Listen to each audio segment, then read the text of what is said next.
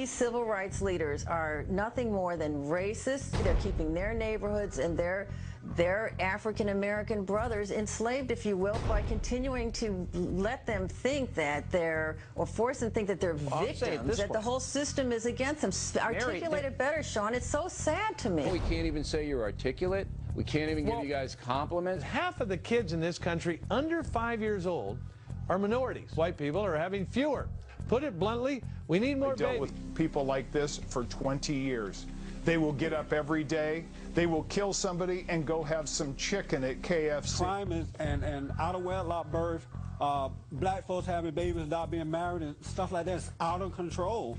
And it's not because they lack material things, but because not all, right, but most of them lack moral character. Look what they did to the Dome. In 3 days, they turned the Dome into a ghetto. Black folks, especially racist blacks, have the freedom of expression when it comes to the issue of race and morality. But white folks are made to be quiet. We always love having you. Appreciate it. Proud to be on your board at Bond. Thank you. The reason that he's considered such a big deal is simply because he's black. He is a black candidate surrounding himself with a lot of white advisors. He represents some sort of hope of bringing us all together anyway. And again, I think the only reason that looks plausible is because we see something about his being brown that creates that. It's almost like he's manic. Involving African-American victims across the U.S. has led to a string of angry protests from outraged black community members. Most police officers are good, honest, hard-working men and women.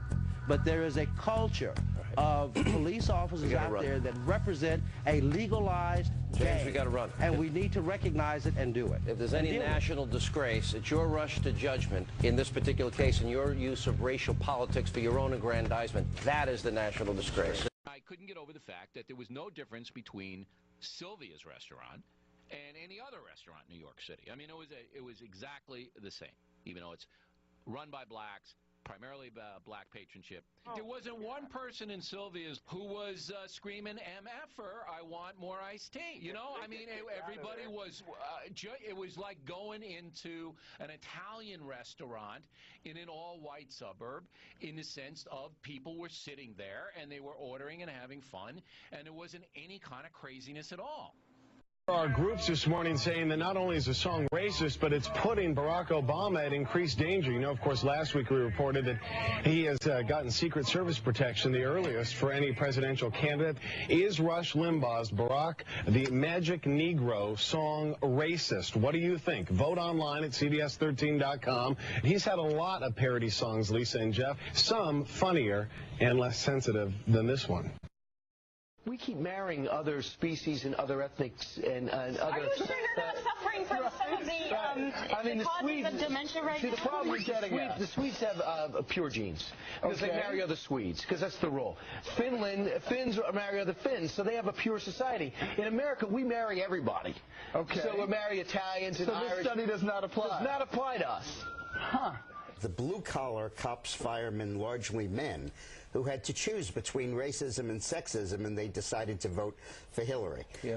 Very seriously, and this is a little harsh, but one of the things about Herman Cain is I think that he makes that white Republican base of the party feel okay, feel like they are not racist because they can like this guy. I think he is giving that base a free pass, and I think they like him because they think he is a black man who knows his place. Rush Limbaugh explaining that he's not a racist by saying that he wants to be a part of a team, an organization that's 70% African-American. I could just see the visions of plantation grandeur dancing in his head as we speak. Yeah, it doesn't make you a racist to want to own a team, but it does kind of, with all his history, question his power position over these players who make millions of dollars and his ability to be able to move them around, deny them contracts, and do whatever he wants willy-nilly. It's the ultimate power position to be an owner of an NFL team. You've made it very clear that you think that there are some elements of the Tea Party that are like the Ku Klux Klan, that they are racist and they have a fascination with it. With that, are you somewhat offended that there's going to be a Tea Party caucus? You simply get chills every time you see these poor individuals. As Jack Cafferty just pointed out, so tragically, so many of these people, almost all of them that we see, are so poor and they are so black, and this is going to raise lots of questions for people who are watching this story unfold. President Obama addressed the veterans of foreign wars in Phoenix, a man at a pro-healthcare reform rally just outside wore a semi-automatic assault rifle on his shoulder and a pistol on his hip. The Associated Press reports about a dozen people in all at that event were visible carrying firearms. And the reason we're talking about this, a lot of talk here, Dylan, because people feel like, yes, there are Second Amendment rights for sure, but also there are questions about whether this has racial overtones. I mean, here you have a man of color in the presidency and white people showing up with guns strapped to their waists or to their legs. It sounds simplistic when you put it that way, but it is real that there is tremendous anger in this country about government and the way government seems to be taking over the country, anger about a black person being president, just several upheavals in the country over the last 10 years, from 9/11 to the economic tsunami, to the black man becoming president. And, you know, we see these hate groups rising up, and this is definitely part of that. I'm not going to be surprised if we see somebody get a chance and take a chance and really try to hurt him, or really, you know, and I mean, it's up to the Secret Service to make sure that it doesn't actually become history. But, you know, I think we're going to see somebody, you know, some sort of Squeaky Fromm, some sort of Mark Hinckley figure, because there's so much anger in the country about him, about what's going on with government. Angry at government and racism, you put those two together.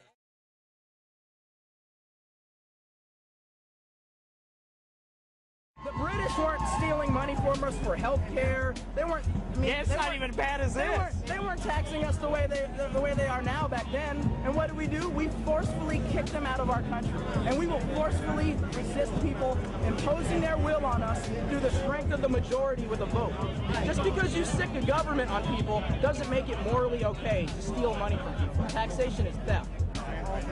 All taxation. All taxation. Texas is not comprised of people willing to allow Barack Obama and his SARs to tax us into bankruptcy, while Michelle Obama and her 26 aides live it up on our dime. Wow. Let me go to Jonathan Martin on this. It seems to me, when I heard people going after the First Lady and the number of staff people they have, it sounds racist to me. It sounds like people are mad we have a black First Lady. That's what it sounds like. There's no question that is, Chris, part of it with a certain element in the conservative base in Texas. Just the fact that we have a black president and obviously a black First Lady, I think, angers a lot of people. You see, they knew that they were not strong enough to conquer a unified country. So they split Germany into small groups. They used prejudice as a practical weapon to cripple the nation. Of course, that was not easy to do. They had to work hard to do it. You see, we human beings are not born with prejudices. Always they are made for us, made by someone who wants something. Remember that when you hear this kind of talk. Somebody is going to get something out of it, and it isn't going to be you. This is not classroom theory. I saw it happen. I saw it first in Berlin in 1932. 5 young men that I knew were standing in the crowd listening to the Nazi speaker. Eric was a Catholic. Anton, a student of mine, was a Jew. Heinrich owned a small hardware store. Karl was a farmer. And Hans was an unemployed metal worker. To all Bavarian Germans, I say it is time you inherited the nation which rightfully belongs to you. To you alone belongs the glorious destiny of the Greater Germany. The Nazi Party will provide land for the farmer, work for the worker, and profits for the small businessman. Who is getting these things now? The Jew. The Jew who has stolen our nation and our birthright. Who makes all the money and takes all our jobs? The Jew! He must be shunned. He must be ostracized. He must be eliminated. And the Catholics. We don't want our great nation run by a foreign church. We Germans will know what to do with these people when the time comes. They and their faith must be destroyed. Then there are the Freemasons. In Germany, we have no place for secret societies. There will be only one society, and that is the Nazi Party. There will be no secrecy about that in the new Greater Germany. One by one, he attacked each minority and he split them off one from the other. These men were all fellow Germans when they came here today. Now they were split into rival groups, suspicious of each other, hating each other. They were being swindled, all of them.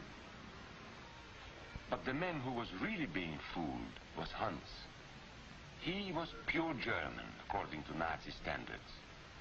To him they promised everything, and he fell for it. That's how Hans became a Superman. They gave him a uniform and they pumped up his ego. He wasn't just a little fellow out of work anymore. He was a member of the master race. Hans and thousands of others like him, all playing a sucker's game. They gambled with other people's liberty, and of course they lost their own. A nation of suckers. Hitler needed these people. There was lots of work to be done. There were trade unions to be smashed, because unions were organized and might offer resistance. There were many political parties in Germany. These the Nazis destroyed. They were determined to smash every organization where people might band together and resist them. There were Jews to be beaten and killed. The Jews were not powerful, but they were a convenient excuse for all the nation's ills. And besides, a Nazi party member could not take over this man's store. Hundreds of Catholics were put in jail because the Catholic Church had strength and could resist the Nazi drive for power. They had split the nation into 100 pieces, and then one by one, they had destroyed the pieces. Over these broken pieces, the Nazis rode into power. One party, one nation, one religion.